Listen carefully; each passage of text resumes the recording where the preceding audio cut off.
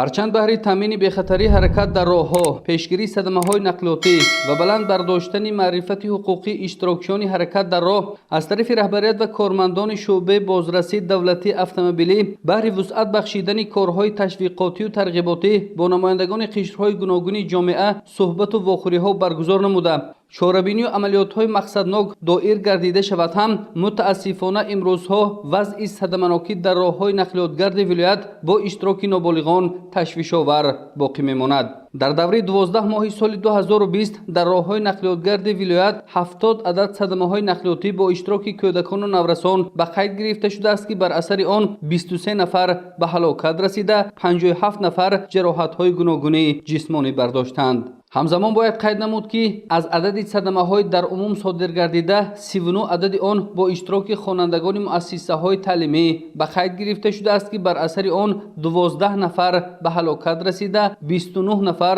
ҷароҳатҳои гуногуни ҷисмонӣ бардоштанд. вобаста ба вазъи ба амал омада тибқи супориши раҳбарияти шуъбаи бозрасии давлатии автомобилӣ баҳри пешгирии садамаҳои нақлиётӣ бо иштироки ноболиғон ва дар сатҳи зарурӣ ба роҳ мондани омӯзиши моддаи 16 қонуни ҷумҳурии тоҷикистон дар бораи ҳаракат дар роҳ дар муассисаҳои таълимии соҳаи маориф чанде қабл дар бинои муассисаи таълимии рақами 4 шаҳри Бӯстон вохӯрии кормандони масъули шуъбаи бозрасии давлатии автомобилӣ ва шуъбачии бозрасии давлатии автомобилии шуъбаи вазорати корҳои дохилии ҷумҳурии тоҷикистон дар шаҳри Бӯстон дар якҷоягӣ бо намояндагони раёсати маорифи вилояти Суғд бо ҳайати раҳбарикунанда ва омӯзгорони муассисаҳои таълимии шаҳри Бӯстон доир гардид. сараввал дар вохӯрии сардори шуъбачии ташвиқот ва тарғиботи шуъбаи бозрасии давлатии автомобилии вилоят подполковники милитсия Раҳимзода Карим дар назди ҳозирин баромад карда оиди вазъи садаманокӣ дар роҳҳои нақлиётгарди вилоят бо иштироки кӯдакону наврасон,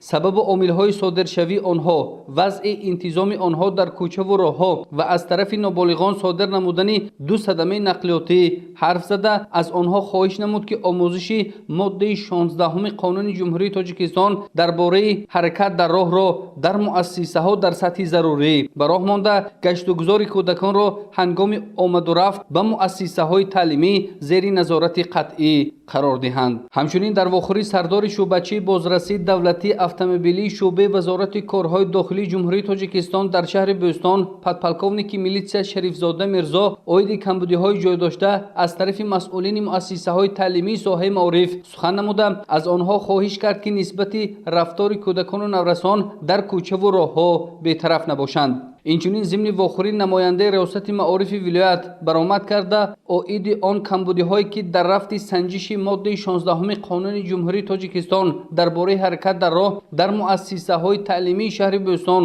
ошкор карда шуданд, ҳарф зада аз иштирокчиён хоҳиш кард ки баҳри бартараф намудани камбудиҳои зикргардида чораандешӣ намоянд. вохӯриро намояндаи шуъбаи маорифи шаҳри Бӯстон Тоҷинисо Ҳоҷибоева ҳусни анҷом бахшида раҳбарони муассисаҳои таълимиро вазифадор кард ки омӯзиши моддаи 16 қонуни ҷумҳурии тоҷикистон дар бораи ҳаракат дар роҳ дар муассисаҳои таълимӣ дар сатҳи зарурӣ ба роҳ монда шуда баҳри баланд бардоштани сатҳи дониши хонандагон кӯшиш намоянд. вохӯрӣ дар муҳити орому якдигарфаҳмӣ сурат гирифта ҳозирин ба саволҳои худ посухҳои мушаххас гирифтанд. ҳамзамон қайд карданд ба маврид аст ки дар давраи сипарӣ гардида дар қаламрави шаҳри Бӯстон низ бо иштироки ноболиғон 3 адад садамаҳои нақлиётӣ ба қайд гирифта 3 нафар ҷароҳатҳои гуногуни ҷисмонӣ бардоштанд. баҳри ба эътидол овардани вазъи садаманокӣ бо иштироки ноболиғон, таъмини бехатарии ҳаракат дар роҳ ва бурдани назорати доимӣ аз болои иштирокчиёни ҳаракат дар роҳҳо боз як ҳолати аз тарафи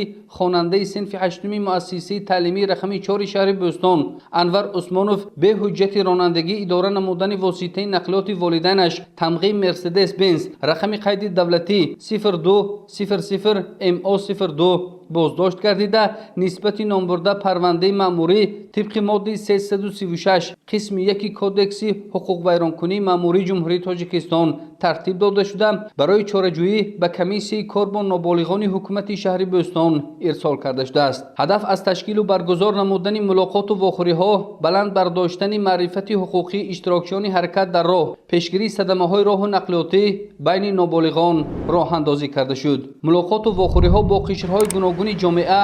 идома хоҳад кард.